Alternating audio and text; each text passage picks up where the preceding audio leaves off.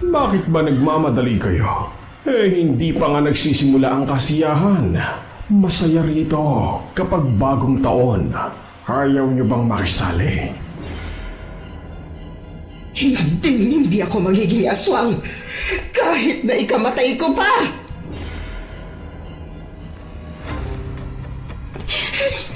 Nay! Huwag niyo po ako iwan! Nay!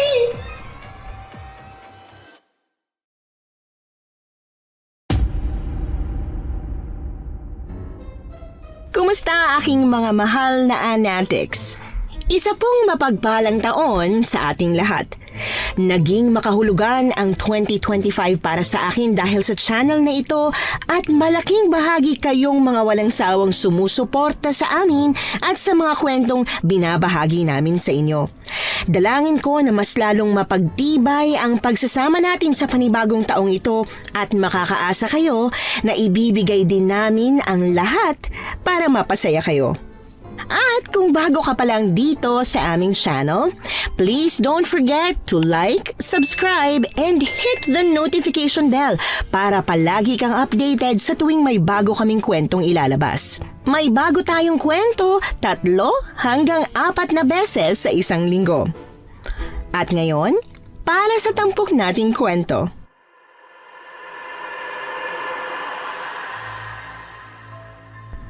Kayo ba yung tipo ng tao na naniniwala sa mga bilin at pamahiin ng mga matatanda? O kayo yung mga walang pakialam dahil para sa inyo wala namang sapat na basihan ang mga sinasabi nila? Kung ako ang tatanungin noon, masasabi kong nasa gitna lang ako. May mga pagkakataon kasi na hindi naman talaga nagkakatotoo ang mga paalala nila.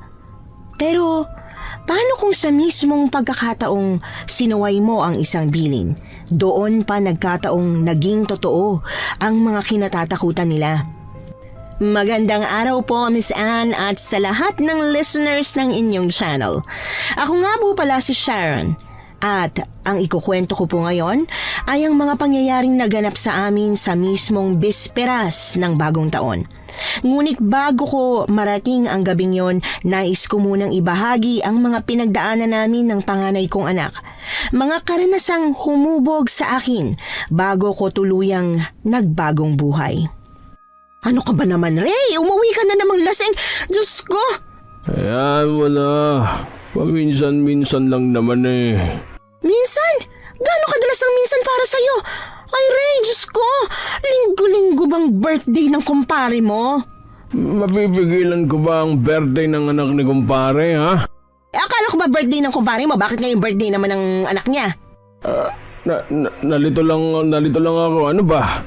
Basta birthday ng anak ni kumpare, kaya nag-celebrate kami. Yung anak ng kumpare mo, bata pa yon. Pero bakit kayo nagsiselebrate? Ngayon, nasaan ang sweldo mo? Bakit mo hinahanap ang sweldo ko? Ba't? Dahil kailangan mo magbigay para sa mga anak natin, hoy! Ano, ako na lang bubuhay sa kanila? Baka nakakalimutan mo na may 4 ka pang anak na binubuhay, ha? Yung panganay natin si Sheila hindi na nakapagkolehiyo. Bakit pa magkokolehiyo yan? Mag-aasawa na lang din yan at makukulong sa bahay. Sus, mag-aaksaya lang tayo ng pera sa batang yan eh. Mas mabuti bang tapusin na niya ang pag-aaral niya para makatulog sa atin. Sayang lang ang ilang taong pagpapalaman natin dyan kung makikinabang lang ay ibang tao.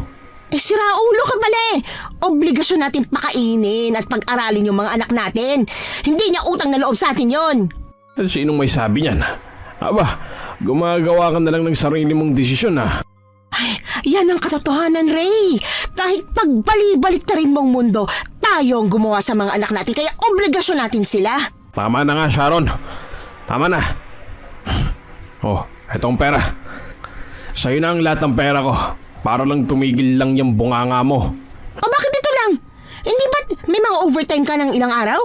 Kumpletong pinasok mo ah. Umamin ka nga. Hindi birthday ng anak ng kumpare mo, no?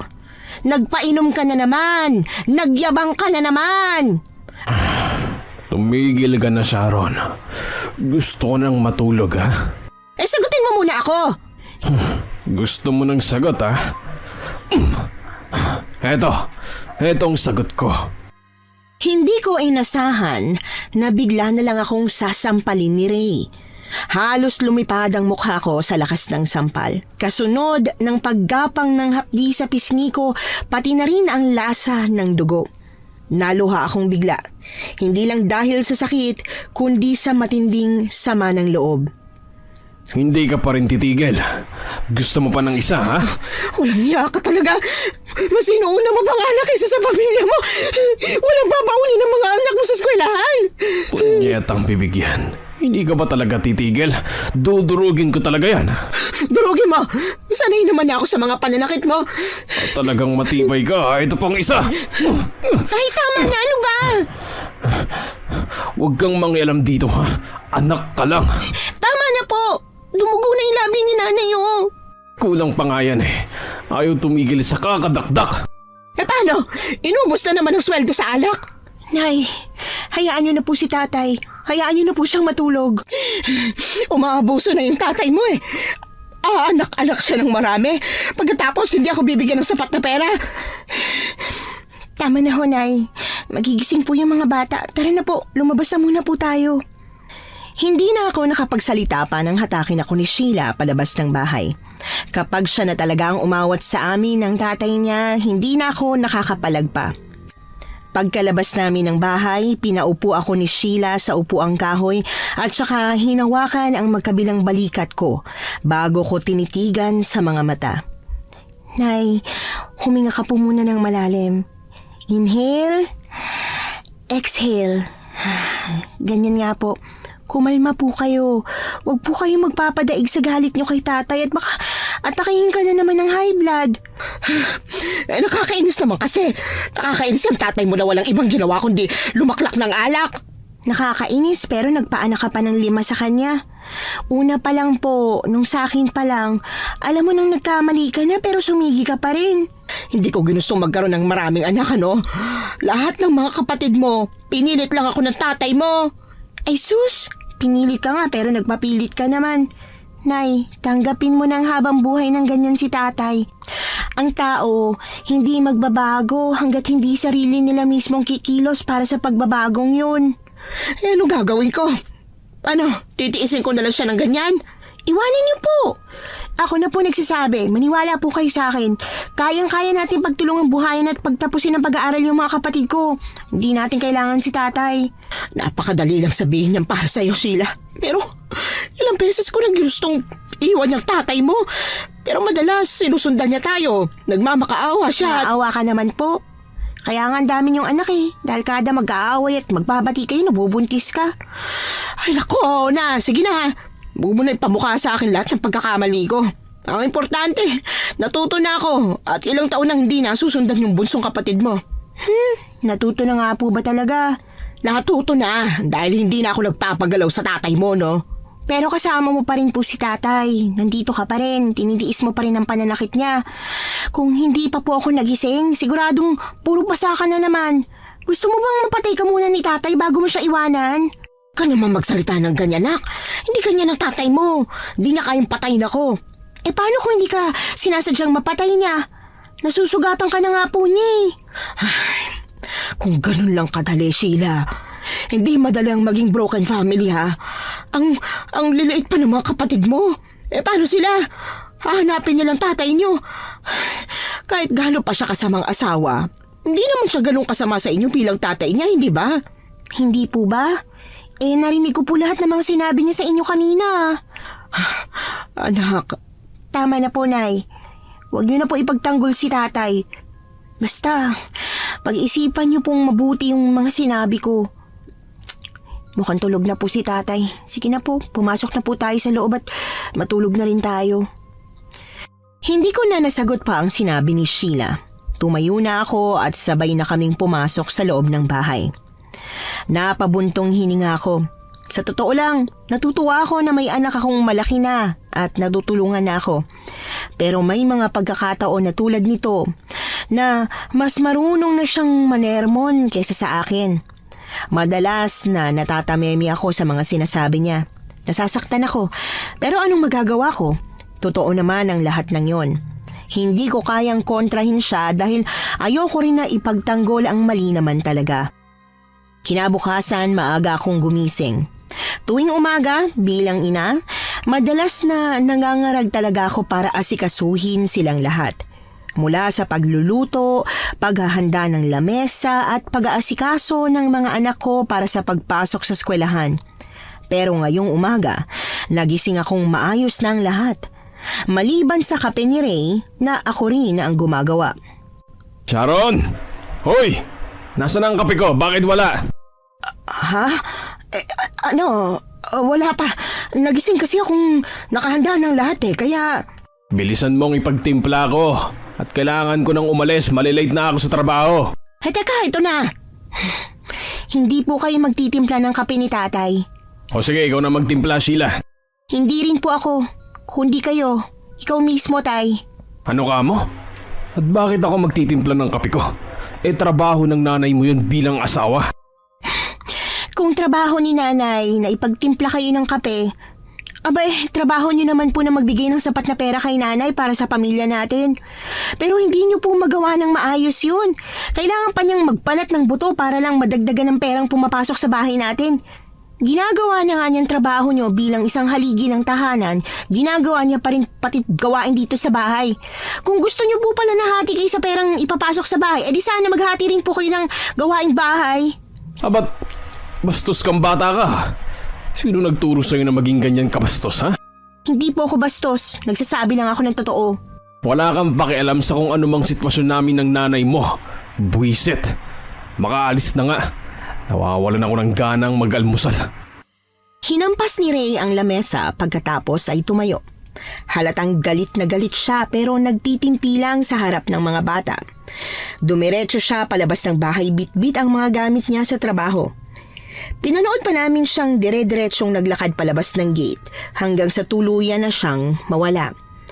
Doon pa lang kami nagkatingina ni Sheila. Ano ka ba naman, Sheila? Bakit mo sinabi yun sa tatay mo? Bakit po? Totoo naman lahat ng sinabi ko Oo nga, pero saan mo ba nakuha ang lakas ng loob mong sabihin ang lahat ng yun sa tatay mo? Natatawa ka po, Nay? Oo, natutuwa ako dahil hindi ka kagaya ko, anak. Sigurado ako na kung mag-aasawa ka man, hindi mo hayaang gawin ng asawa mo yung ginawa sa akin ng tatay mo. Wala pa akong balak na mag-asawa, no? Bakit naman? Kung kagaya lang po ni tatay ang lahat ng lalaki, wag na lang po. Anak, hindi na makagaya ng tatay mo lahat ng mga lalaki. Sadyang minalas lang ako sa kanya. Meron pa rin namang matitino. Naku, Nay, kahit yung mga asawa ng kapitbahay natin puro masasama po ang ugali. Pare-parehong lasenggo, pare-parehong babaero, nananakit pa ng babae. Hindi kita masisisi kung mahihirapan ka magtiwala sa mga lalaki. Pero anak, darating din ang araw na makakahanap ka ng lalaking magmamahal sa'yo ng tapat. Yung lalaking hindi kagaya ng tatay mo, yung mabait, mapagmahal, maalaga. At kapag dumating yung araw na yon, sana naman wag mo siyang pakawalan. Grabe, Nay, para may pinaguhugutan naman po kayo niyan. Ay nako, mabuti pa. Kumain na tayo ng almusal. Papasok bang mga kapatid mo sa eskwelahan? Magtitinda pa tayo. Mamaya na tayo magkwentuhan. Ay, oo nga po pala, Nay. Alam ko na pag-aawayan na naman namin ni Ray ang tungkol sa bagay na ito. Pero sa kabilang banda, hinayaan ko na muna kung ano ang nagawang mabuti ng anak ko. Hindi ko masasabing mabuti ang ginawa niyang pagsagot ng pabalang sa tatay niya, pero tama naman kasi talaga ang lahat ng mga sinabi niya. Pagkatapos kong asikasuhin ang mga bata para sa pagpasok nila sa eskwelahan, dumiretso na kami ni Sheila sa tapat ng munisipyo kung saan nagbebenta kami ng kung ano-ano. Minsan nagbebenta kami ng kakanin, minsan prutas, minsan gulay. Pero mas madalas nakakanin dahil may mga turistang dumaraan sa munisipyo para bumili. Naging maayos naman ang buong araw namin. Yon ang inakala ko. Dahil pagdating ng hapon, habang abala ko sa pagliligpit ng mga natirang paninda, isang nakakabiglang balita ang dumating sa amin. Nay! Diyos ko po, Nay! Nay, si tatay daw! Nadisgrasya sa pinagtatrabahuhan niya! Ano ka mo? Teka, ano bang nangyari? Hindi ko pa po talaga sigurado, Nay. Ang mabuti pa po, ako na lang po ang bahala magligpit ng mga yan. Puntahan niyo na po si tatay sa ospital. Sige, pupunta na ako doon agad. Nay, teka lang po. Bakit? Huwag po kayo mabibigla sa sitwasyon ni tatay, ah. Kailangan niyo po magpakatatag. Bakit ba? Ano bang nangyari sa kanya? Basta po, hindi ko pa po siya nakikita pero ang sabi po naman nakakita sa kanya, malala daw po ang lagay niya. Sa kabila ng galit ko kay Ray, hindi ko pa rin naiwasang mag-alala para sa kalagayan niya. Ama pa rin siya ng mga anak ko at asawa ko pa rin siya na minahal ko ng lubos. Hindi ko alam kung paano ako nakarating sa ospital nang hindi natataranta. Tahimik lang akong sumakay ng tricycle na naghatid sa akin sa ospital kahit sa loob-loob ko, puno na ako ng pag-aalala. At nang tuluyan ko nang nakita si Ray, halos manlumo ako. Anong nangyari sa'yo? Nahulog ako mula sa bubong at naunang tumamang binti ko sa sahig. Kaya ganyan, wala na akong binti at paa. Diyos ko. Paano ka na niyan, Ray? Bakit pa sa'yo nangyari yan? Hindi ko na alam, Sharon. Paano pa akong makakapagtrabaho nito? Huwag mong isipin ang trabaho mo. Kaya kong gawin yon. Ang kailangan mo lang, magpahinga ka sa ngayon. Sa ngayon? Bakit parang sinasabi mong magtrabaho pa rin ako kahit ganito na ang isang paa ko? Ray, hindi naman sa ganon. Ang sinasabi ko lang, magpagaling ka. Gagawa ko ng paraan para mapunan lahat ng mga pangangailangan mo at ng mga anak natin. Kunwari ka pa. Sigurado ako na sa loob-loob mo, iniisip mo na kaagad kung paano ako makakapagbigay ng pera sa'yo ngayong pilay na ako. Mukha ka kasing pera, di ba? Ray, ano ka ba naman? Tatay, ano ba naman kayo? Sheila, wag mo na patulan ng tatay mo. Narinig ko po lahat ng mga sinabi ni tatay. Grabe, hindi ako makapaniwala na kahit naputulan na siya ng paa. Matigas pa rin. Sheila, sobra-sobra ng pambabastos mo sa akin, ha?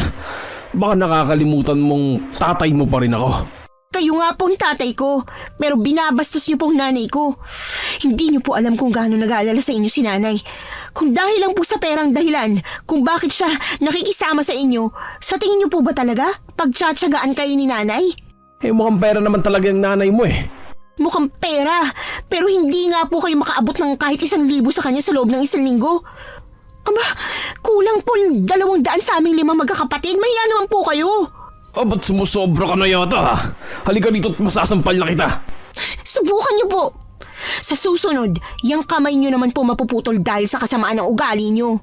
Ba't ikaw na bata ka? May sa demonyo ka na yata eh. Pinagdasal mo bang mapatulan ako ng mga paa, ha? Kung ipinagdasal ko po kayo, di sana namatay na kayo ngayon. Sheila, ano ka ba? Tatay mo pa rin yan. Alis na po ako, Nay.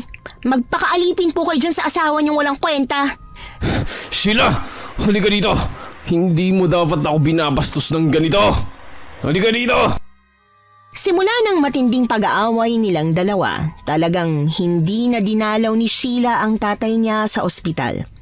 Sobrang sama ng loob niya nang dahil sa sinabi ng aking asawa.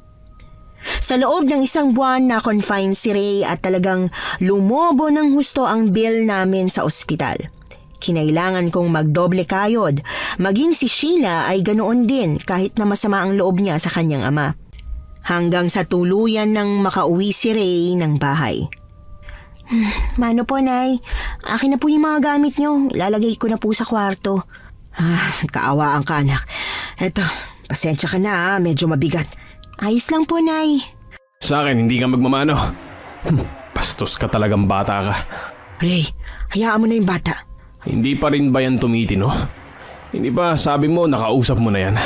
Matino naman ang anak mo. Matino ba yan, ha?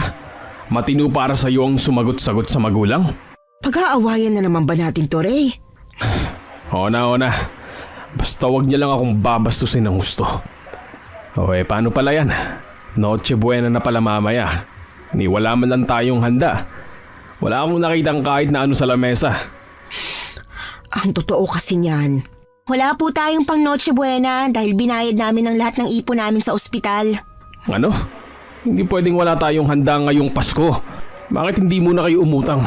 Marami na tayong utang, Ray. Wala na kaming mauutangan. Yung kalahati ng pinambayad namin sa ospital, inutang lang din namin sa Bombay. Mga buwisat kasi kayo, ang gagastos nyo kasi eh. Kung ano-anong pinagbibili nyong mga walang kwenta kaya tayo nagigipit. Ano pong sabi nyo? Kayo ang dahilan kung bakit... Tama na, Sheila. Hayaan mo ng tatay mo.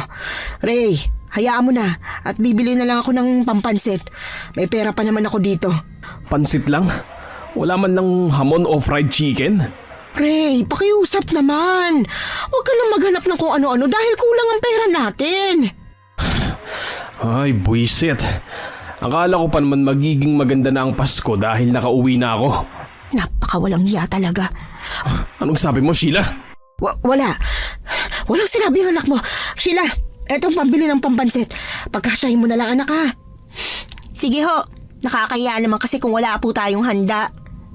Saktong bisperas ng Pasko nang pinalabas na si Ray ng ospital. Excited na excited siyang umuwi. Buong akala ko dahil gusto na niyang makita ang mga anak niya.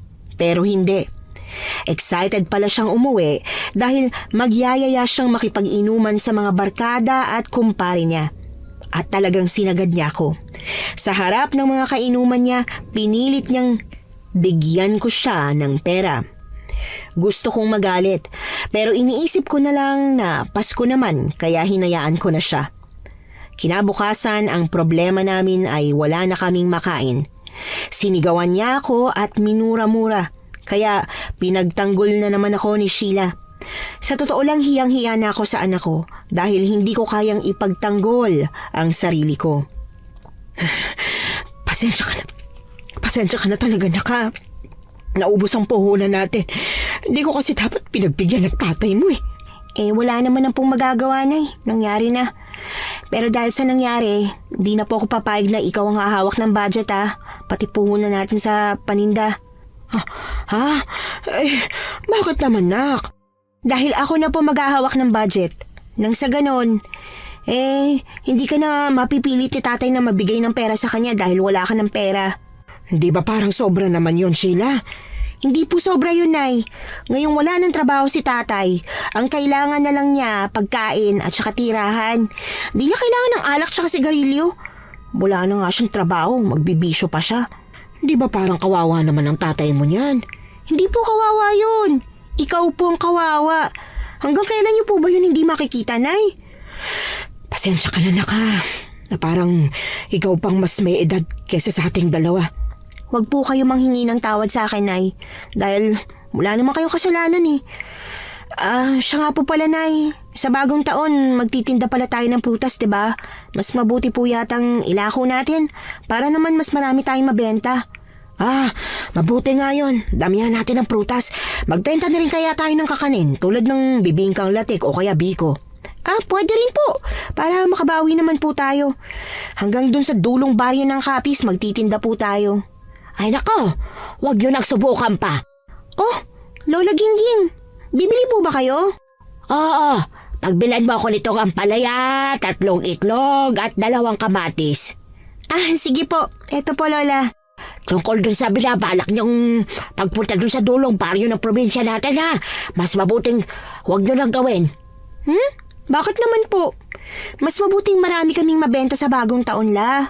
Marami nga kayong mabebenta. Pero ang tanong, makakauwi pa ba kayo ng buhay? Lola, wag naman po kayong ganyan. Wag niyo pong takutin ang anak ko. Hindi ko kayo tinatakot. Totoo yan. Ang baryo yon, hindi dapat pinupuntahan ng mga tao. At paano naman pong hindi pinupuntahan? May mga nakatira naman po doon, hindi ba? Meron nga. Pero ang mga nakatira doon, hindi tao. Saan niyo naman po narinig ang chismis na yan, La? Hindi to chismis, sila. Totoong-totoo ito. Kung ayaw niyong maniwala, magdala kayo ng bawang tsaka asin pagpunta niyo doon. Huwag niyo rin kalimutang magdala ng kalamansi. Ano ang gagawin namin sa bawang at asin at tsaka kalamansi? Takot ang mga nilalang na naroon sa asin at bawang, habang yung kalamansi, ipipiga nyo sa pagkain na ibibigay nila sa inyo. Mabuti nga po magdala kami ng ganon. Nay, ba't naman tayo bibigyan ng pagkain ng mga nakatira doon? Ay, malay mo naman. Mas mabuti nang maging maingat tayo, hindi ba?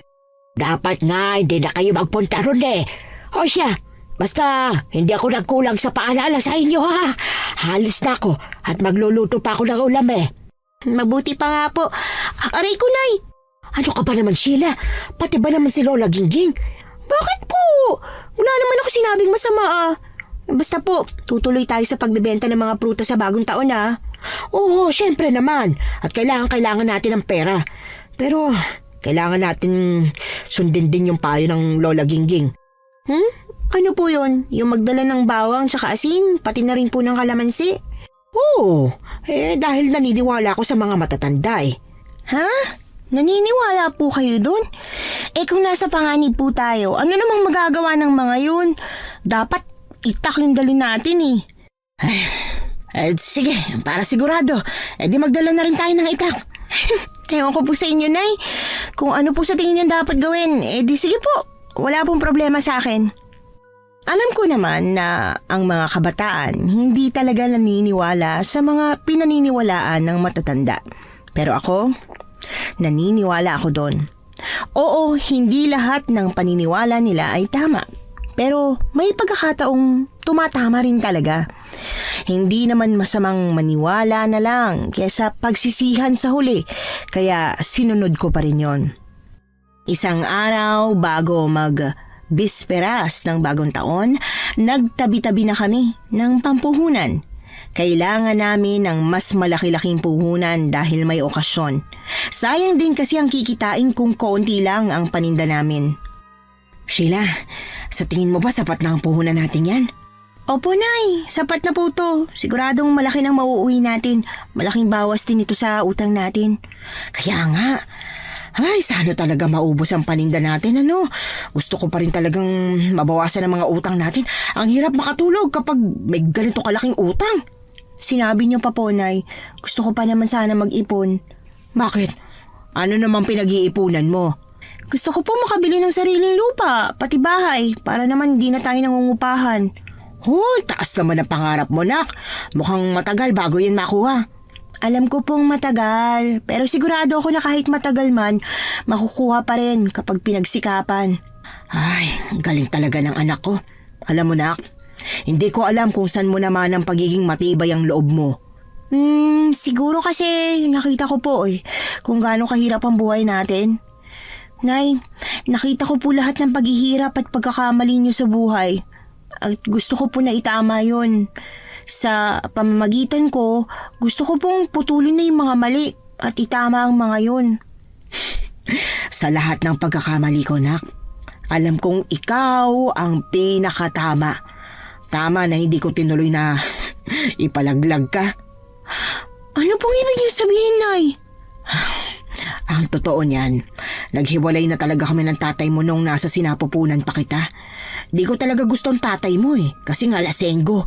Kaya lang, wala ko ibang pagpipilian Nang sinabi ko sa lolo't lola mo kasi na buntis ako at hindi ako pakakasalan ng tatay mo, din nagalit sila. Pinapili nila ako kung pakakasalan ko raw ba si Ray o ipalalaglag ko ang batang nasa sinapupunan ko. Kaya po pala nagtiis kayo kay tatay? Oo, dahil ayoko ipalaglag ka. Nay, sorry po. Bakit ka naman humihingi ng tawad? Dahil po sa akin, kaya nakulong ko sa isang mapangabusong relasyon kay tatay. Anak, naging nobyo kong tatay mo. Pinili ko siya. Pinili ko na may mangyari sa aming dalawa. Kaya ako may kasalanan kung bakit nabuo ka. Wala kang kasalanan. Ang totoo, maswerte nga akong dumating ka sa buhay ko Kahit kailan hindi kita tinuring na malas o isang pagkakamali. Nay naman. Huwag ka na umiyak. Halika na nga, anak ko. Yakapin mo nanay mo. Matagal kong kinimkim mag-isa ang tungkol sa bagay na yon. Akala ko habang buhay ko nang kikimkimi ng sama ng loob ko, pero ngayon may kakampi na ako. Sa wakas, matapos ang ilang taong mag-isa, may matatawag na akong tunay na kasama. At yon ay ang anak ko. Madaling araw pa lang ng bisperas ng bagong taon, abala na kami ni Sheila sa pamimili ng mga ipapaninda. Mabuti na lang at may mga suki na kami, kaya kahit late na kami kaysa sa ibang mamimili, nakamura pa rin kami. Pero ang problema, nang paalis na kami ng bahay para magsimula ng magtinda, binulabog kami ni Ray. O saan kayo pupunta? Huwag niyo sabihin magtitinda pa kayo ng ganitong bisperas ng bagong taon. Abay, syempre. Mabenta ngayon ng mga prutas kaya magtitinda kami ni Sheila. At iiwanan niyo kami rito. Sharon naman, sinong magluluto ng handa? Bibili na lang ako ng lechon manok tsaka isang bilaong pansit. Huwag ka na mag-alala. Uuwi din naman kami bago maghating gabi kapag naubos na namin lahat ng paninda. Naku, kung ganun, dapat bigyan niyo naman ako ng pera. Wala na akong pera dito. Pinuunan ko ng lahat. Ano? Baliw ka ba? Hindi mo naisip na paano kung hindi mabenta ang mga yan? Mabebenta ho lahat ng paninda namin, Tay. Huwag mo kaming hawaan ng kamalasan mo sa buhay. Ano ka mo? Ako malas? Basta wala na po kaming pera. Magkakapera lang kami pagka-uwi. Talaga naman palang gago kayo eh. Ano gusto nyo, kayo lang masaya ngayong bagong taon? Nakakahiya mamaya na wala akong iaambag sa inuman. Ayun, di lumabas na din po pala sa bibig nyo. Panghanda bang ipapalusot nyo? Pang-ambag pala sa inuman. Wala po kayong pera, Tay. Mahiya naman po kayo. Aray! Aray ko! Minamaliit mo ba ako, ha? Iwan nyo nga po! Minamaliit mo ako? Tatay mo ako, tandaan mo, ha? Hindi ko bibitawan ang buhok mo hanggang hindi na uubos yan. Kakalbuhin kitang buwisit kang bata ka. Sana sinigmuraan ko na lang ang nanay mo para malaglag ka na lang sa sinapupunan niya. Reynaldo! Bigyan mo anak mo! Oo na! Bibigyan na kita ng pera! Heto! Heto, kunin mo! Ayan, magbibigay din naman pala kayo. Kailangan pa talagang may masaktan no? Wala ka talagang kwenta. Mas wala kang kwenta. Wala kang kwenta. Wala kang utang na loob. Pagkatapos kitang buhayin sa mundo. Tuwang-tuwa pa man din ako nung unang makita kita tapos ngayon pinagsisisihan ko na. Ray, tama na. Sheila, nak, alika na. Huwag ka na magpapadala sa mga sinasabi sa'yo ng tatay mo. Grabe, Nay. Bakit pa po ba siya binuhay ng Diyos? Sana pinatay na siya at diniretso na sa impyerno. Huwag ka magsalita ng ganyan, Sheila. Totoo naman po eh. Kung noon, perwisyo na siya sa buhay natin, mas lumala pa ngayong pilay na siya. May mga kamay pa siya pero hindi makagawa ng gawaing bahay. Napakawalang kwenta. Tama na, Sheila. Kung hindi ka patitigil sa kakasalita mo ng ganyan, hindi na tayo makakapagbenta. Ayoko magtinda na puro sama ng loob ang laman ng dibdib natin. Hindi tayo makakapagbenta ng maayos. Bibigyan kita ng 10 minuto para pakalmahin ang sarili mo. At kung mas pipiliin mo pa rin na puro sama ka ng loob, hindi na tayo tutuloy. Naintindihan mo ba ako? Hindi na nakasagot si Sheila. Sa pagkakataong yon, alam ko na sumang-ayon siya sa gusto ko. Alam kong tama naman ang mga sinasabi niya sa tatay niya, pero may mga pagkakataong sobra na at kailangan na rin talaga niyang manahimik. Matapos ang 10 minutong palugit ko sa kanya para ikalma ang sarili, tumahimik din siya sa wakas. Saka pa lang kami nagsimulang maglako ng mga prutas na paninda namin. Pero bago yon, nagdala na muna ako ng kalamansi, bawang at asin. Saka ako naglagay ng itak sa ilalim ng karitong dala ko. Marami kaming naibenta sa mismong baryo namin. Siyempre, dahil marami kaming mga suki. Pero dahil sa dami ng tinda namin, halos kalahati pa lang ang nabili at kailangan talaga naming ilako hanggang sa maubos ang lahat. Ay, mukhang di na to aabot sa dulong baryo, no? Ang dami nang nabili, dito pa lang sa baryo natin. Kaya nga po, Nay, sulit talaga na inubos natin ang pera natin pampuhunan. Kaya nga, di tayo tinamaan ng kamalasan ng tatay mo. Sharon! Lola Gingging, bili na po kayo ng mga prutas? Sige. Ano bang mga prutas niyo dyan? Ay, kompleto po kami. Bili na lang po kayo. Bigyan mo nga ako ng lahat ng klase ng bilog na prutas. Tag-iisa. Sige ho, teka lang. Kalahati na lang ang paninda niyo Tutuloy pa ba kayo doon sa dulong baryo? Baka hindi na. Baka mauubos na agad eh. Kaya wala na po kayong dapat ipag-alala, Lola. Kung sakali man na may matira pa, iuwi nyo na lang sa bahay nyo. Huwag nyo lang ibenta dun sa dulong baryo. Oo nga po Kung uubusin pala namin, kami naman ang walang prutas. Sa tingin mo, Sheila? Opo, Nay. Tama po kayo. Sige Lola Gingging. Salamat po sa pag-aalala ninyo. Mauna na po kami Sa kabila ng paniniguro namin kay Lola Gingging na hindi na kami didiretso sa dulong baryo, kita pa rin sa mga mata ni Lola Gingging na nag-aalala siya para sa amin. Ipinagkibit balikat ko na lang yon dahil sa tingin ko talaga mauubos na ang mga prutas bago pa kami makarating doon. Pero ang problema, kung kailan kalahati na lang ang paninda namin, saka pa nagkanda leche-leche. May lasing na tumawad sa amin at naloko kami. Nilito niya kami sa presyo ng bibilihin niya at nakakuha ng maraming prutas sa murang halaga. Diyos ko, magbabagong taon na pero hindi pa rin nagbabago. Karma na lang talaga ang hahatol sa taong yon. Grabe na, hindi ako makapaniwalang maluloko tayo. Hindi ko rin kasi naintindihan yung ibig niya sabihin Mas nalito tayo nung dumating yung kasama niya. Dalawa tayo pero hindi man lang natin napansin na sasalisahan na pala tayo. Hindi naman po kasi natin alam na may magnanakaw din pala ng prutas. Ang mahal pa naman ng prutas ngayon. Konti na nga lang ang tubo natin, nanakawan pa. Ay naku nak, hayaan mo na nga. Wala tayong mapapala kung iisipin pa natin ang iisipin yung panloloko sa atin. Mabuti pang magpatuloy na lang tayo sa pagbebenta nitong mga natirang prutas para mabawi na natin yung mga nawala sa atin. Ano pa nga po ba? Nanlulumo man dahil sa nangyari, wala na kaming nagawa. Nagpatuloy kami sa pagbebenta ng mga natirang prutas pero nahirapan kami. At dahil hapon na kakaunti na lang ang bumibili. Ang iba, kinukuripot pa kami. Tinotodo ang pakikipagtawaran kahit na halos wala na kaming tubuin. May nabulok pang prutas na kinailangan naming itapon dahil hindi naman na mapapakinabangan. Inakala naming hindi na aabot sa dulong baryo ang mga paninda namin pero umabot pa. Konti na lang ang nabenta sa dalawang baryong nadaanan namin. Halos lugi pa nga. Sobra-sobra pa talaga mga prutas na ito.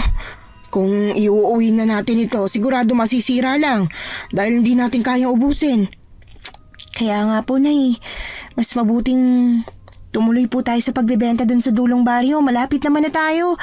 Huwag niyo nang isipin masyado yung sinabi ni Lola Gingging sa atin. Ay, di ko alam kung paniniwalaan ko yung mga sinabi niya o hindi. Pero, sige, may dala naman tayong mga pangontra Di kaya mas lalong okay na tumuloy po tayo. Tara na kasi, Nay. Oo, sapat naman yung kinita natin pero mas maganda kung madadagdagan pa dahil alalahanin mo, yung utang pa po natin, kailangan natin bayaran. Ay, sige na nga. Hindi naman siguro totoo yung mga sinabi ni Lola Gingging, O kung totoo man, imposible lahat ng nandun sa baryo masasamang nila lang. Kasi nagbebenta pa nga yung ibang kaibigan ko rito O di ba po? Tara na po, bago pa tayo abutan ng dilim. 6:00 na Siya, sige, tara na. Kahit nag-aalangan, tumuloy pa rin kami. May tiwala naman kasi ako sa anak ko. Wala rin naman akong nararamdamang kakaiba kaya tumuloy kami kahit na binalaan kami ni Lola Gingging. At mukhang tama naman na sinunod namin ang kagustuhan naming magtinda hanggang sa dulong baryo dahil sa unang bahay pa lang marami na kaagad kaming naibenta. Hindi rin kagaya ng ibang baryo, hindi magugulo ang mga tao rito. Tahimik at mababait sila. Nagbibigay pa ng malaking tip sa amin. Grabe, Nay! Sabi ko po sa inyo kung di po tayo tumuloy dito, di sana hindi tayo kikita ng ganito kalaki. Ha? Yun na nga, anak. Ibig sabihin pala, hindi po totoo yung sinasabi ni Lola Gingging na may masasamang nilalang dito. Mababait pa nga po sila Pero, hindi kaya bait-baitan lang yung pinapakita nila sa atin, nak? Naku, si Nanay naman. Huwag naman po kayo masyadong nega. Sadyang mababait lang po talaga yung mga tao dito. Hindi kagaya ng mga tao sa kabilang baryo. May nakawan pa nga tayo. Sa bagay. Ewan ko ba. Di ko lang kasi maiwasang hindi mag-isip. Kasi, bakit sinabi ni Lola Gingging yun? Alam niyo naman po matatanda, kontrapelo talaga. Siya. Sige, mabuti pa magpatuloy na tayo sa pagtitinda. Nagpatuloy kami sa pagtitinda ng prutas. Masarap naman talaga sa pakiramdam na mababait ang mga tao sa baryong ito. Pero hindi ko mapigilan na mapansin ang mga kakaiba. Bukod sa mababait sila at nagbibigay pa ng sobrang bayad, inaalok nila kami palagi na kumain sa handa nila. Magkano nga ang lahat? 75 po ang lahat, Lo. Oh, heto ang 100. Sa inyo na ang sukle. Ay, naku, hindi po. Hindi po. Nakakahiya po talaga. Halos lahat ng tao dito sa baryo nyo. Hindi na po pinababalik yung sukli. Ito po, sukli ninyo po. Ay, ayos lang. Alam mo, tradisyon kasi talaga sa amin na kapag magbabagong taon, kailangang maging mapagbigay para maging masagana ang buhay sa susunod na taon. Sige na, tanggapin mo na yan. Ganun po ba yun? Sige ho. Anong oras pa ba kayo nagtitinda? Parang pagod na kayo eh. Kanina pa nga hong umaga eh. Kaya naman pala parang pagod na kayo eh. Ang mabuti pa, hali kayo. Pumasok na muna kayo sa bahay para kumain. Naku, hindi na ho. Nagmamadali na po kasi kami umuwi dahil naghihintay na rin po yung pamilya namin. Ganun ba? Sayang naman. Parang gutom na kasi kayo eh, oh. Ayos lang po. May baon po kaming pagkain kaya hindi po kami nagugutuman. Sige ho, Lolo. Maraming salamat po sa tip ha. Happy New Year ho. Sige. Happy New Year din ha. Balik kayo ha. Weirdo na nasabi niyang bumalik kami.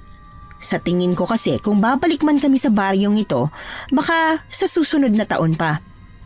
Hindi naman kami naglalako. Ngayon lang talaga dahil ito lang ang paraan namin para mas kumita ng malaki.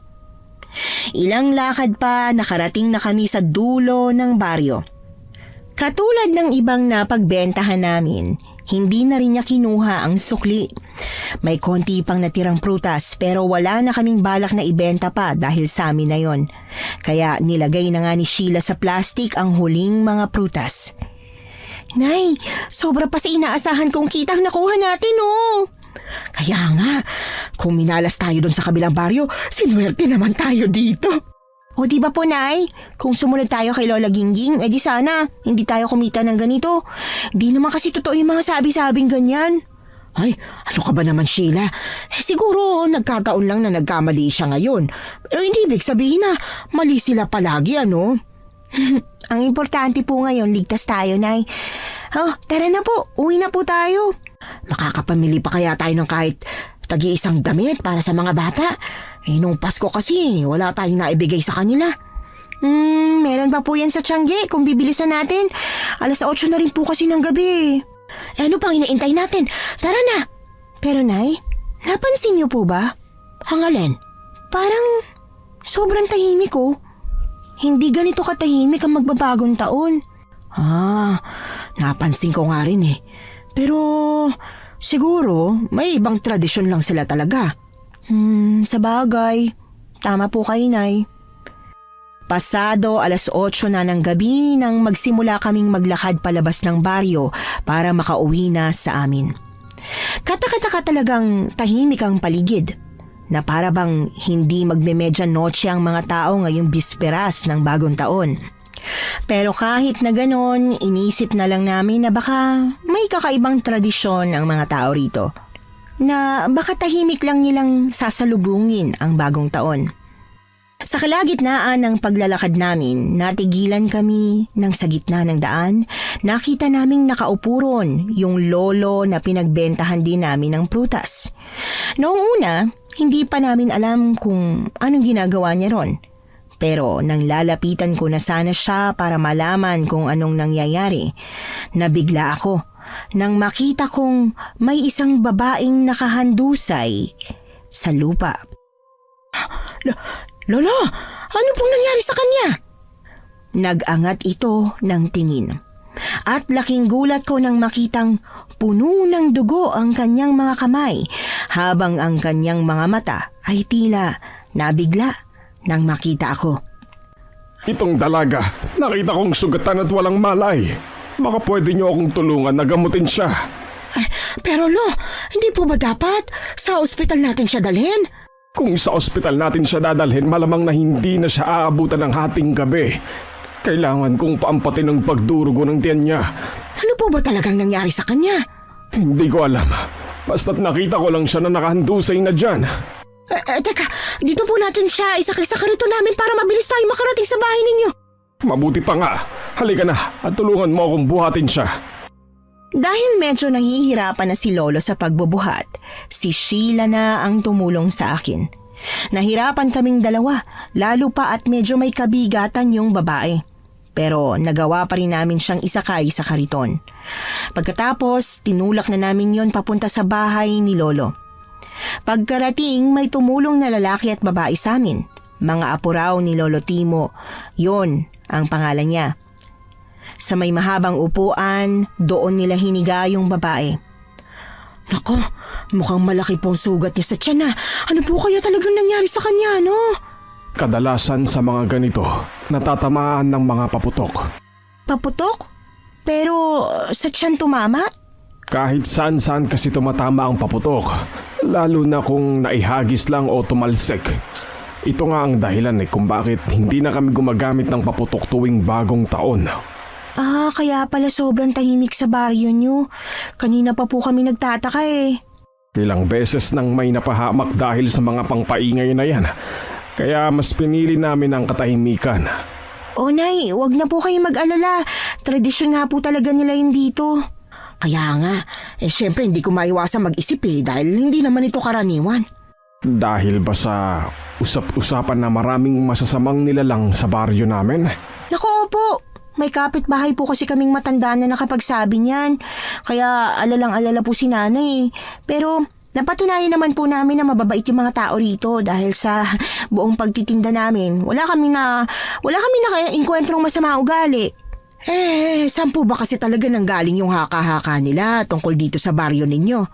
Nagsimula yan sa isang babaeng may sama ng loob sa baryo namin. Halos kasok naman siya ng mga tao rito dahil sa sama ng ugali niya. Dahil isa siyang mangkukulam. Ibig niyo po bang sabihin, siniraan niya kayo? Oo, ganun na nga. Siniraan niya ang baryo. Mabuti na lang at mayroong mga taong kagaya niyo na hindi siya pinaniniwalaan. Ang babaeng yon, ang uling balita ko ay nasa kalapit na baryo lang din siya. Saang baryo ho? Sa San Isidro. Teka lang po, yung babae po ba na tinutukoy nyo, yung may malaking pilat sa kaliwang pisngi? Oo, siya nga. Huwag niyong sabihin na siya ang nagsabi sa inyo. Siya nga po talaga. Sheila, ano ka ba? Baka kapareho lang ng pilat ni Lola Gingging. Oo, Gingging nga ang pangalan niya. Kita nyo na, Nay. Naku, mag-ingat po pala dapat tayo kay Lola Gingging at mangkukulam pala siya. Totoo po ba ang mga mangkukulam, Lolo Timo? May patunay po ba na nangulam siya? Ay oo, marami siyang kinulam noon. Lalo na yung mga babaeng kinainggitan niya. Ang laki kasi ng inggit ng babaeng yun Hindi naman po mukhang ganun si Lola Gingging Parang mabait naman po siya. Si nanay talaga. Lahat na lang para sa'yo mabait. Kaya ka naloko ni tatay Hindi na nga Ayoko lang kasing pang-isipan siya ng masama. Dahil wala naman siyang ginawang masama sa atin baka nagbago na siya ngayon. Ang tao hindi basta-bastang nagbabago. Kahit sa pagtanda, minsan dala-dala pa rin ang ugali ng tao. O ayan, ayos na ang sugat nitong babae. Tumigil na ang pagdurugo at maayos na rin ang pintig ng puso niya. Paano niyo pong nalaman? Kinapa ko ang pulso niya. Alam ko dahil manggagamot ako. Siya nga pala mga iya, bago kayo umuwi, kumain na muna kayo rito. Alam kong tumanggi kayo kanina sa alok ko pero ngayon, hindi ko na kayo hahayaang tumanggi. Marami kaming handa ngayon, sayang naman kung hindi makakain. Sige ho, pero konti lang ho ang kakainin ko kasi maglalakad pa kami pa uwi. Walang problema, basta't kumain lang kayo. Matapos gamutin ni Lolo Timo ang babaeng sugatan, inakay niya kami papunta sa kusina kung saan napakaraming handa. Nagulat ako lalo na't halos kumpleto ang mga nakahain sa hapag. May spaghetti, pansit, salad, may hamon at may lechon pa sa gitna ng lamesa. Sobra po yata ang handa ninyo. Ang dami. Kaunti pa nga yan eh. Kaunti lang kasi ang darating na bisita. Ganun po ba?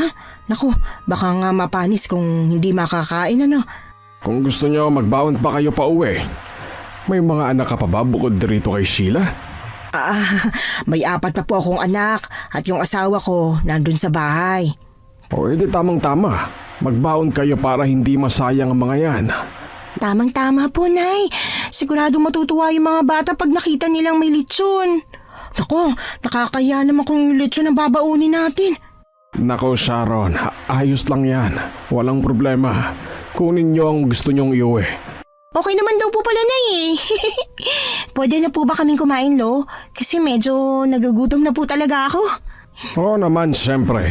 Naroon ang mga plato. Sige na, tatawagin ko lang ang mga apo ko para tumawag ng sasakyan. Ipapahatid ko itong babae sa ospital. Sige ho, wala pong problema, Lo.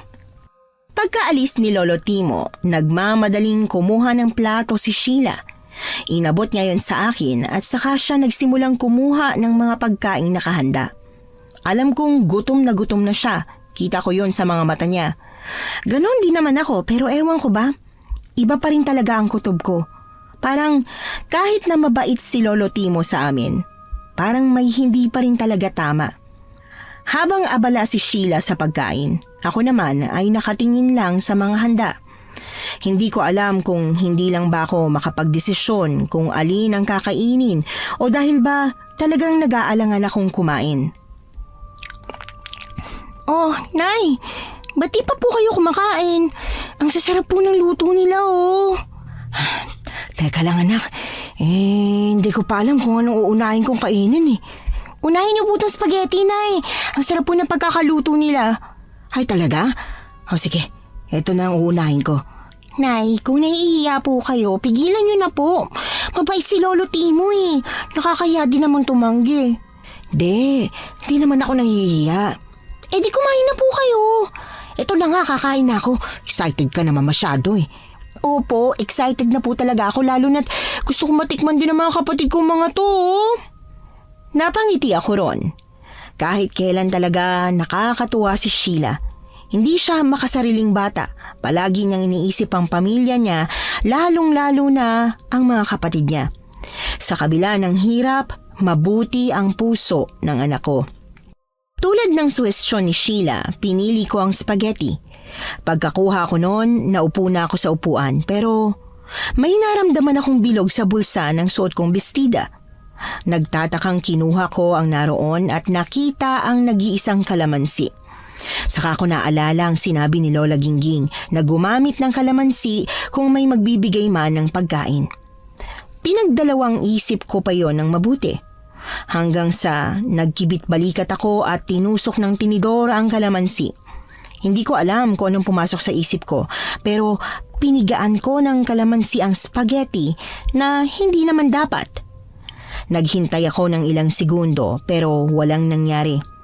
Kaya naman sumandok ako gamit ang tinidor pero laking gulat ko nang makitang may gumagalaw sa loob hanggang sa makakita na ako ng uod.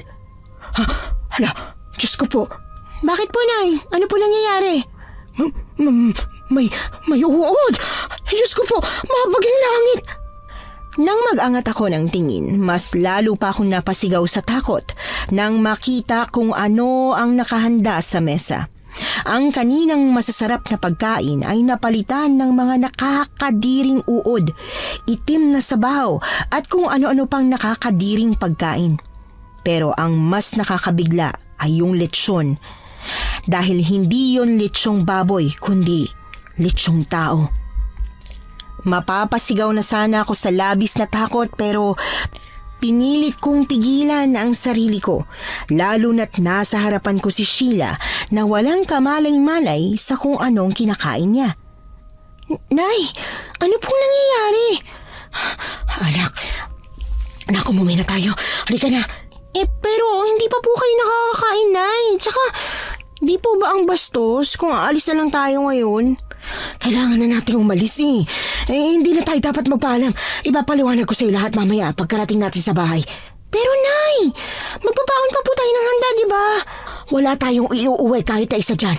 Bilisan mo na, bitiwan mo na yung pagkain na yan, Sheila. Nay, kinakabahan naman po ako sa inyo. Kahit ngayon lang, Sheila. Makinig ka naman sa akin. Sige po. Teka, iinom lang po ako ng tubig. Huwag ka nang uminom ng tubig. Wala ka ilalagay sa bibig mo ni isa sa mga pagkain yan. Tara na. Lumapit ako kay Sheila at mabilis na hinablot ang kamay niya. Walang pag-aalinlangang hinata ko siya palayo sa mga pagkain. Alam kong takang-taka siya. Panay ang pagtatanong niya pero hindi ko siya sinasagot hanggang sa makalabas na kami ng kusina. Yung babaeng kaninang nakahiga sa upuan, wala na siya. Bala ko pa naman sana siyang isama pero wala na kaming magagawa pa sa bagay na yon kaya dumiretso na kami sa pinto at lumabas. Takot at nanginginigma ng buong katawan, lakad-takbo ang ginawa ko. Sa labas, wala na yung karito namin. Pero wala na akong pakialam. Kailangan naming makatakas. Nay, yung kariton po natin. Itanong muna natin kay Lolo Timo kung nasaan. Hayaan mo na yun. Mas mahalaga ang buhay natin. Nay, hindi ko po kayo maintindihan. Sinabi ko na ipapaliwanag ko mamaya, diba? Anak, alam kong ginagawa mo lahat ng bagay ayon sa bugso ng damdamin at madalas na tama ka. Pero sa pagkakataong to, anak, alam kong ako ang tama. Sige po, magtitiwala po ako sa inyo pero sana ipaliwanag niyo sa akin kahit na konti. Isa lang ang sigurado ko, Sheila, at yun ay tama si Lola Gingging. Hindi nakasagot si Sheila. Dire-diretso lang kaming naglakad hanggang sa makarating na kami sa kalye. Pero ang inaakala kong pag-alis ng matiwasay, hindi nangyari. Pareho kaming natigilan nang makita si Lolo Timo, kasama ang mga apo niya. Agad-agad kong itinago sa likuran ko si Sheila. Oh, saan kayo pupunta? Kailangan na po kasi namin umuwi. Pasado 11:00 na. Kailangan po namin makauwi bago mag 12:00. Nako, mas mabuti kung dito na kayo magpalipas ng gabi. Maiintindihan naman siguro ng pamilya nyo. Hindi. Kailangan po namin makauwi. Naghihintay po kasi yung mga anak ko sa akin. Bakit ba nagmamadali kayo? Hindi pa nga nagsisimula ang kasiyahan Masaya rito kapag bagong taon. Ayaw niya bang makisali? Sinabi na nga gusto na naming umuwi. Kaya lang, mukhang huli na ang lahat, Sharon. Anong ibig mong sabihin? Nanay, nahihirapan ako huminga. Sheila anak, ano nangyayari sa'yo? Bago pa man makasagot si Sheila, natumba na siya sa lupa. Nagsimula siyang manginig habang tumitirik ang mga mata. Wala akong ideya kung anong nangyayari sa kanya pero sigurado kong may kinalaman ito sa kinain niya. Sinubukan kong itulak ang tiyan niya para sana bumalik paangat ang lahat ng mga kinain niya pero hindi yun nangyari. Sinubukan ko rin na buksan ang bibig niya at dukutin ang lalamunan niya para maduwal siya pero nasukaman siya, walang naging epekto. Nagpatuloy pa rin sa pangingisay si Sheila. Nakakatuwa ka naman, Sharon. Anong ginagawa mo sa anak mo? Sa tingin mo ba maliligtas mo siya sa ginagawa mong yan? Anong ginawa mo sa kanya? Tulungan niyo siya! Huwag kang mag-alala, Sharon. Marami kaming ipong pagkain ngayon. Kaya ang balak namin, bago magbagong taon ay bagong miyembro. At kayong mag-ina, ang perpekto para maging isa sa lahi namin. Sa lahi naming mga aswang! Hindi kami magiging aswang! Maswerte ka, Sharon. Gusto ka naming maging miyembro. Dahil dalawa lang naman ang kahahantungan ng mga napapadpad rito. Naging kasapi namin o ang maging pagkain ng bagong yanggaw. Tulad na lang ng anak mo. Bagong yanggaw? Tingnan mo ang anak mo, Sharon. Mamili ka. Maging Nedya Noche ng anak mo o ang sumapi sa amin. Sheila anak, ano nangyayari sa'yo? Bibigyan ka namin ng 10 minutos, Sharon. Sumigaw ka lang at tutulungan ka naming makawala sa anak mong gutom na gutom sa laman ng tao. Pagkatapos niyang sabihin yon, laking gulat ko nang biglang bumangon si Sheila. Nanlilisik ang mga mata niya at tila ba nawawala sa sarili. Lalapitan ko sana siya pero nagulat ako nang bigla na lang niyang binuka ang bibig niya, kasunod ng pagsigaw niya ng malakas. Nagugutom ako! Gutom na gutom ako! Pero nak, kakakain mo lang! Gusto kong kumain ng laman! Laman ng tao! Diyos ko! Ano ginawa niyo sa anak ko? Pagkasigaw ko noon, bigla na lang akong dinakma ni Sheila. Humaba ang mga kuko niya at naging matulis ang kanyang mga ngipin. Nakakatakot ang itsura niya. Hindi ako makapaniwala. Kung naging aswang man siya, hindi ko na siya kayang iligtas pa. Kaya dali-dali ko siyang tinulak. May 10 minuto ako para makatakas sa baryong yon. Kaya nang makalayo ako kay Sheila, agad akong tumakbo ng mabilis. Tumakbo lang ako ng tumakbo. Hinayaan kong habulin ako ni Sheila. Hindi ko hinayaan ang sarili ko na lamunin ng takot dahil alam ko na may 4 na anak pa akong naghihintay sa akin. Hindi ko alam kung ilang minuto na ang nakalipas pero nang malapit na akong makalabas sa baryo, bigla na lang may humarang na mga aswang sa harap ko. Hinihingal na napalingon ako kay Sheila na papalapit na sa akin. Nakulong ako sa gitna ng iba pang mga aswang at kay Sheila. Kung inaakala mong makakatakas ka, nagkakamali ka, Sharon. Alam ko kung anong tumatakbo sa isip mo. May 1 minuto ka na lang para mamili. Sumagot ka na. Hindi ako magiging aswang kahit na ikamatay ko pa. Kung ganon, sige. Lalapain ka na ng anak mo para mamatay ka na. Gutom na ako. Hindi ko alam kung anong gagawin ko. Pero alam ko na hindi pa tapos ang buhay ko. Ramdam ko na may paraan pa. Nang susunggaban na sana ako ni Sheila, naisip ko yung bawang at asin na nasa kabilang bulsa ko. Unang nadukot ko yung asin na hinagis ko sa mga aswang na nasa likuran ko. Lahat sila ay napaatras kaya nagawa kong tumakas. Tumakbo ko palabas ng baryo. Inakala kong masusundan nila ako pero hindi nila nagawa. Tila nakakulong sila sa baryong yon, kasama ng anak ko. Salamat sa anak mo, Sharon. Magpapatuloy ang lahi naming mga aswang. Hindi pwede ito. Pakawalan yung anak ko. Pumasok ka pabalik rito at makukuha mo ulit ang anak mo. Humakbang ako palapit pero agad akong nag-alangan. At imbis na pumasok pabalik, mabilis akong tumalikod. Mabigat sa dibdib ko na iwan si Sheila pero para mailigtas ko siya, kailangan kong umalis para humingi ng tulong. Nay! Huwag niyo ako iwan, Nay! Babalikan kita, anak. Babalikan kita. Agad akong tumakbo para humanap ng taong pwedeng tumulong sa akin. Pero bago pa ako makalayo, natigilan ako nang makita ko si Lola Gingging. May hawak siyang buntot pagi habang may mga kasama siya sa kanyang likuran. Anong sabi ko sa inyo, Sharon? Huwag na kayong tumuloy, hindi ba? Lola Gingging, tulungan niyo po ang anak ko. Si Sheila, naging aswang siya. Inaasahan ko na magyayari ito. Mga kasama, kunin lang si Sheila. Isang bagong yandaw. Bilisan niyo, bago pa siya makakain ng tao. Lola, bakit po hindi na lang patayin ang lahat ng mga aswang na yon para hindi na sila makapambiktima pa? Sinubukan ko na gawin yan, Sharon, pero hindi sila basta-bastang namamatay. Isa silang uri ng mga aswang na kayang mabuhay sa ilalim ng araw. Kaya nilang magpanggap bilang tao. Kaya nilang makisalamuha na parang normal lang. Hindi ko sila pwedeng patayin dahil mga tao pa rin sila sa mata ng batas. Makukulong ako, Sharon. Isa lang ang kaya kong gawin. Ang ikulong niyo sila sa baryo? Oo, At ipinalaganap ang tungkol sa kanila ng hindi direktang sinasabi ang lahi nila. Ang kaya ko lang gawin ay gutumin sila hanggang sa mamatay silang lahat. Kaya lang, may mga matitigas pa rin talaga ang ulo na pumapasok pa rin sa baryo nila.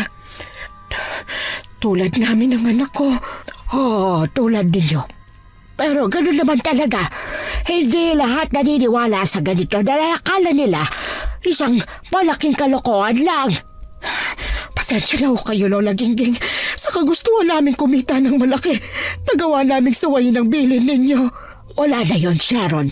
Ang importante ngayon, mailigtas na kayo. Halika na. Hintayin na natin ang anak mo. Sino po ba yung mga kasama ninyo, Lola? Sila ay mga manunugis ng aswang at isang albularyo. Huwag kang magalala at malaki ang tiwala ko na magagawa nilang kunin pabalik ang anak mo. Pero Lola, aswang na po siya. May magagawa pa po ba tayo? Oo naman, kayang-kaya ko pa siyang gamutin. Kung hindi niyo po mamasamain, pwede ko po bang malaman kung ano po kayo? Siyempre tao ako, Sharon. Pero may kakayanan akong manggamot dahil isa rin akong albularyo. Nagtiwala ako ng husto kay Lola Gingging. Sinamahan niya ako papunta sa bungad ng baryo ng mga aswang at saka hinintay ang mga kasamahan niyang kumuha kay Sheila. Pero ilang minuto na ang lumipas, hindi pa rin sila bumabalik. Unti-unti na akong kinakabahan, lalo na nang makarinig kami ng mga putukan, hudyat na bagong taon na. Lola, bakit po ang tagal nila? Bakit hindi pa rin sila bumabalik? Hindi madaling kalabanin ng hindi pinapatay ang mga aswang, Sharon. Maghintay ka lang. May tiwala ako na babalik silang ligtas. Natatakot po ako. Alam ko, Sharon. Pero kailangan mong tatagan ang loob mo. Ayan na pala sila. Maganda ka, Sharon. Ihanda mo ang loob mo dahil hindi magiging madali ang pag-alis ng pangyang daw na nakain ng anak mo. Ilang saglit pa dumating na nga ang mga kasama ni Lola Gingging. Bit-bit nila si Sheila na wala ng malay. Nakalabas na ang isa sa kanila kasama si Sheila pero laking gulat namin nang biglang lumitaw si Lolo Timo. Hinatak niya ang isa sa mga kasamahan nila at itinutok sa leeg nito ang mahahaba niyang kuko. Pumasok ka rito, Gingging. Kung hindi, papatayin ko ang manunugis na ito. Buhay ka pa rin pala. Hindi ka pa rin namamatay sa gutom. Ang tibay mo naman. Ang dami mo pang dakdak. Lumapit ka dito. Gustong-gusto na kitang patayin. Palagi ka na lang hadlang sa lahat ng plano namin. Talagang hahadlang ako. Lalo na't alam ko na tama ako. Tama ka? Tingnan natin kung magiging tama ka pa kapag napatay ko na ang isa sa mga kasamahan mo. Hindi mo siya mapapatay. Sa edad ni Lola Gingging, hindi ko inakala na kaya niya pang makipaglaban. Hawak ang buntot pagi, sinugod niya si Lolo Timo para iligtas ang isa sa mga kasamahan nila. Nag-alala ko, gusto ko siyang tulungan pero pinigilan ako ng iba pang natitirang kasamahan ni Lola Gingging. Ang sabi nila, mahina na raw si Lolo Timo at hindi na nito kaya pang labanan si Lola Gingging kaya hindi ako dapat mag-alala. At tunay nga, dahil mula sa kinatatayuan ko, nakita ko kung paano niya binawi ng walang kahirap-hirap ang kasamahan niyang isang manunugis. Pagkatapos ay pinaghahampas niya si Lolo Timo gamit ang buntot pagi. Inakala ko pa na papatayin niya ito pero hindi niya ginawa. Sa halip, hinayaan niyang parang duwag na tumakas si Lolo Timo. Pero bago ito tumakas, may sinabi pa ito na huling mga salita. Babalikan kita, Gingging. Hindi ako makakapayag na habang buhay kaming nakakulong sa baryong to. Darating ang araw na magiging malakas ako ulit at mapapatay kita. Pagkatapos noon ay tuluyan ng tumakas si Lolo Timo. Habang si Lola Gingging ay kalmadong naglakad patungo sa direksyon namin. Hindi man lang siya hiningal. Normal lang siyang lumapit sa amin na para bang hindi matanda. Umuwi na tayo, Sharon. Kailangan pa nating iligtas ang anak mo. Pero Lola Gingging, paano nagawa mo makipaglaban sa aswang sa ganyang edad mo? Walang edad ang pakikipaglaban sa mga aswang, Sharon. Isa pa, alaga ako ng ehersisyo at masusustansyang pagkain. Teka, saka na natin na pag-usapan. Bilisan na natin at baka tunay ng maging aswang ang anak mo. Bumiyahe na kami agad pabalik sa baryo namin. Pero imbis na dumiretso sa bahay, doon kami sa bahay ni na Lola Gingging. Yon ang unang pagkakataon na nakapasok ako sa bahay niya. Puno yon ng mga santo, amoy dahon at langis din. Wala talaga akong kaalam-alam na isa pala siyang albularyo. Wala rin naman nakapagsabi sa amin. Ihiga niyo muna si Sheila dito at kukunin ko yung mga gamot para sa pangyayanggaw. Kailangan nating iwasan na magising siya para hindi siya makapanakit ng tao. Siguradong gutom na siya sa pagkakataong ito. Magiging maayos lang po ba siya? Magiging maayos naman siya, hindi ba? Teka, ito na nga. Itong kulay pulang ito ay pinagalo-halong suka, bawang at sili na pwedeng magpasuka sa nakain niyang itim na bato. Pero kung hindi niya yun maisuka, kakailanganin kong hatakin palabas ng mano-mano. Ano pong ibig sabihin nun? Delikado ito, Sharon. Ipagdasal mong kayanin pa ng sukang ipapainom ko sa kanya. Pagkatapos nun, lumapit na si Lola Gingging kay Sheila. Binuksan niya ang maliit na boteng may lamang gamot.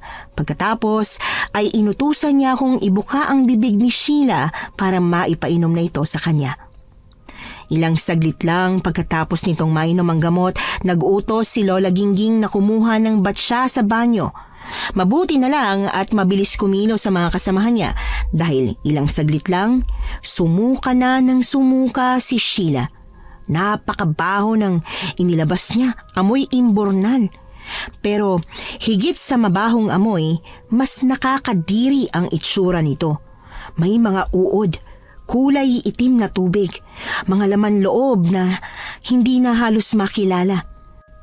Halos maduwal din ako sa itsura, pero si Lola Gingging, walang pag-iinarting hinalukay niya yon gamit lang ang kanyang mga kamay.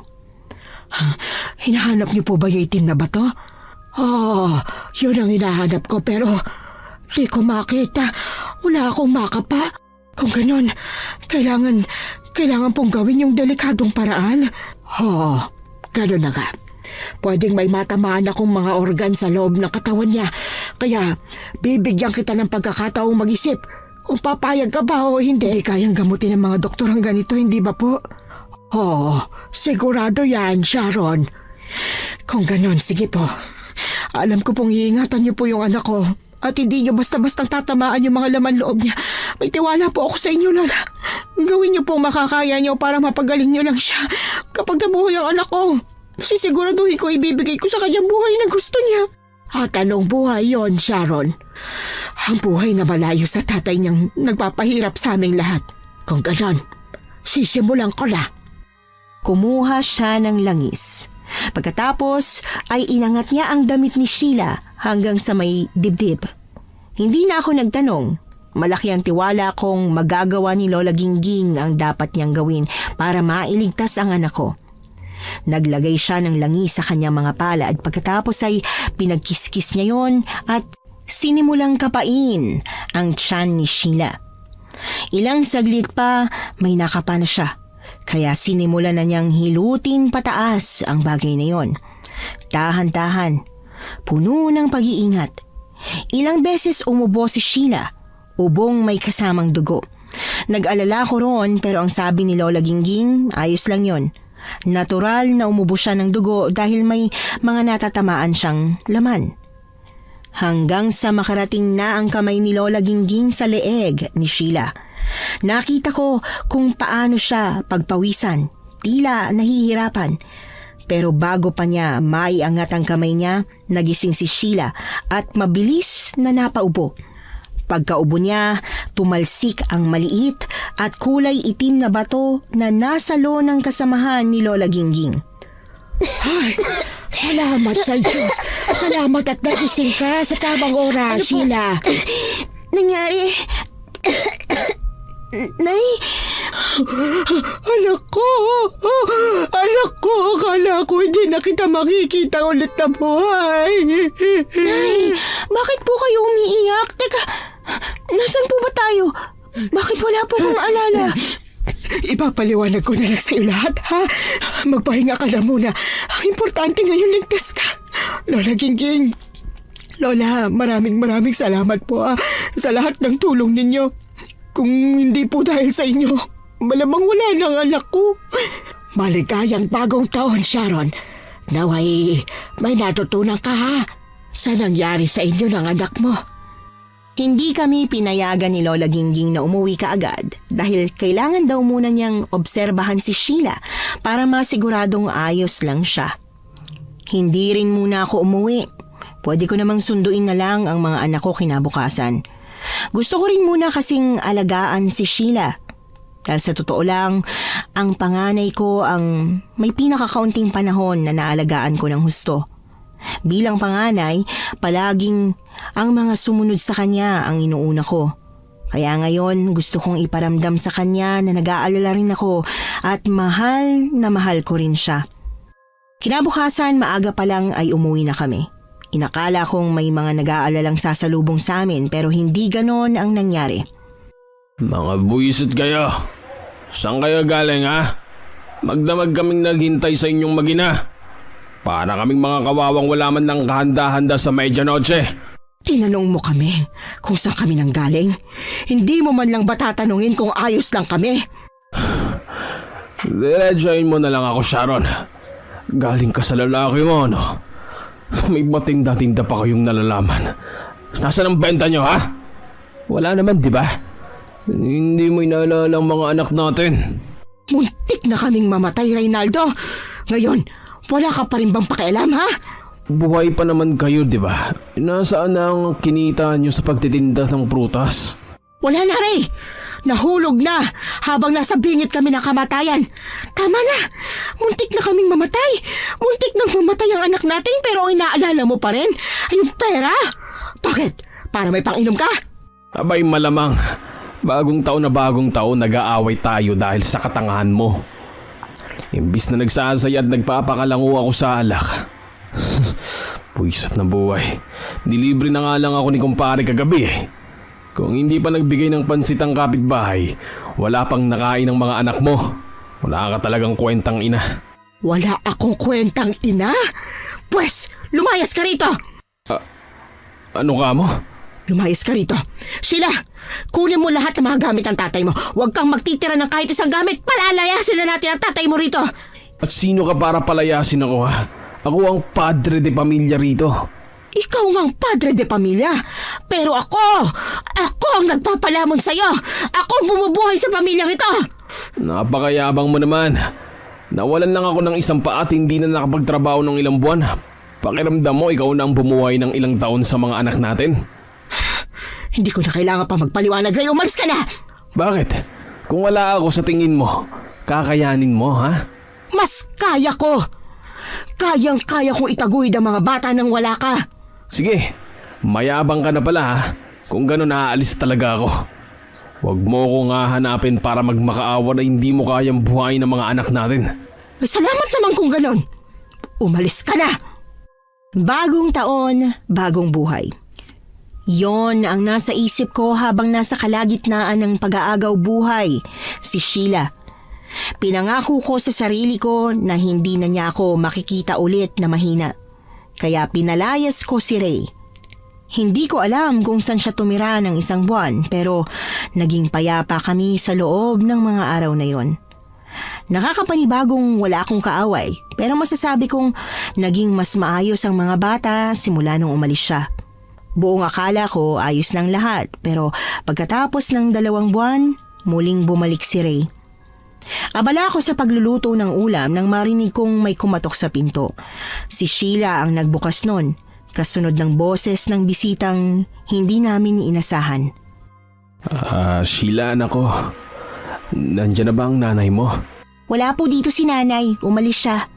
Anak, galit ka pa ba sa akin, ha? Hindi na po ako galit sa inyo. Napatawad ko na po kayo simula nung umalis kayo dito sa bahay. Kung ganun, matutulungan mo ba akong pakiusapan ng nanay mo na magbalikan kaming dalawa? Tungkol po sa bagay na yan, pasensya na kayo pero hindi po ako dapat na magdesisyon yan. Anak, alam kong nakikinig sa'yo ang nanay mo. Kaya pakiusap. Tulungan mo naman akong magkabati kami Hindi na po siya nakadepende sa akin ngayon. Marunong na pong tumayo sa sarili niyang paa si nanay. Hindi ka man lang ba nalulungkot na hindi kompleto ang pamilya natin, ha? Kawawa naman ang mga kapatid mo, maliliit pa sila. May trabaho na po ba kayo? Anak, yun na nga. Hindi ako makakuha ng trabaho dahil putol ang binti ko. Naihiya na ako sa lola mo. Kung ganun po, magiging pabigat lang po kayo dito sa amin. Bukod sa magbibigay lang po kayo ng sama ng loob kay nanay at sa amin ng mga kapatid ko, kailangan ka pa namin pakainin. Sheila, ano ka ba? Tatay mo pa rin ako. Nakita niyo na po? Ganyan pa rin ang tono ng pananalita ninyo? Anong hindi? Wala kayong awa. Wala kayong utang na loob. Kahit padala nyo na lang ako ng pera. Bakit naman namin gagawin yon? Sharon, mahal ko. Galit ka pa ba sa akin? Baka pwede namang patawarin mo na ako. Pangako sa'yo magiging mabuting ama at asawa na ako sa'yo. Pakiusap. Nakailang pangako ka na ba sa akin, Ray? Humigit kumulang, hindi ko na mabilang. Sharon, alam ko na may mga nasabi akong hindi maganda pero dahil lang yun sa galit ko at nag-aalala kasi ako. Patawarin mo na ako, pakiusap, mahal. Hindi. Hindi na kita mapapatawad. Kahit sa huling hininga ko, hindi na ako makikipagbalikan sa'yo. Napakawalang puso mo naman. Hindi ka ba naaawa sa mga anak natin? Lalaki silang walang ama. Mas mabuting walang ama kaysa meron nga pero wala namang kwenta. Lumayas ka na rito, Ray. Layas! Hindi ako aalis hanggang hindi mo ako pinapatawad. Luluhod ako rito. Sige, lumuhod ka dyan. Teka. Talagang lumuhod nga si Ray sa harap ng pintuan pero hindi ako nagpaawat. Pumasok ako pabalik sa kusina at kumuha ng itak. Pagkatapos ay lumabas akong muli at itinutok yon sa kanya. Nagulat siya sa ginawa ko. Mukhang hindi talaga niya inasahan. Lumayas ka o gigilitan ko ang leeg mo. Hindi mo magagawa yan. Magagawa ko! Huwag ka lang bumalik ulit dito. Buiset! Magsama kayong lahat. Mga wala kayong utang na loob. Wala talaga. Nay, ano ba yung utang na loob na sinasabi ni tatay? Bakit pa paulit-ulit yung sinasabi yun? Utang na loob daw natin na binuhay niya tayo ng ilang taon, samantalang responsibilidad niya yon. Kahit kailan, hindi na magbabagong tatay mo, Sheila. Kaya, kahit bumalik-balik siya rito, hindi ko na siya hayaang pumasok ulit sa buhay nating mag-iina. Mahirap bumuhay ng 5 anak, lalo na at isang single mom. Kung hindi dahil sa panganay kong anak, siguro sumuko na ako. Marami kaming pinagdaanan, Miss Anne. May mga paghihirap, pero may mga masasaya rin kaming alaala. At kung siguro, hindi ako binigyan ng lakas ng loob ni Sheila na umalis sa relasyon namin ng tatay niya, baka hindi naging maayos ang buhay ng mga anak ko. Baka hindi ko napagtapos ang 5 kong mga anak. Opo, Miss Anne. Maging si Sheila ay napagtapos ko sa kursong education, major in mathematics. 5 taon pagkatapos kong makipaghiwalay kay Ray, napagtapos namin ni Sheila ang pangalawa kong anak. Kaya naman siya ang tumulong sa akin para mapagtapos naman si Sheila. Sa ngayon po, nagtitinda pa rin ako. Pero hindi na naglalako tulad noon. May sarili na akong bigasan at maliit na grocery store na ipinatayo ng mga anak ko. Masaya na ako sa buhay ko bilang isang ina at isang lola. Hanggang dito na lang po ang kwento ko, Miss Anne. Sana sa mga inang kagaya ko na pinagmamalupitan ng asawa nila, matuto po kayong bumangon. Huwag niyong hayaan na malungkot kayo habang buhay. Nagustuhan niyo po ba ang ating kwento ngayong araw? Kung oo ang sagot at hindi mo pa nagagawa, aba, subscribe na. Click the notification bell ha, para updated ka sa tuwing maglalabas kami ng bagong kwento. Click like at mag-iwan na rin ng comment. Masayang-masaya ako tuwing nagbabasa ng messages mula sa inyo. At kung may sarili kayong karanasan na gusto nyong ibahagi sa amin, email lang sa missanhorrorstories@gmail.com. Dire-diretso lang, missanhorrorstories@gmail.com. Malay nyo, sa susunod, yung kwento na ninyo ang binabasa namin para sa ating mga tagapakinig. Hanggang dito na lamang muna at muli po, ito po ang inyong si Miss Anne. Bumabati sa inyo ng isang maligayang bagong taon.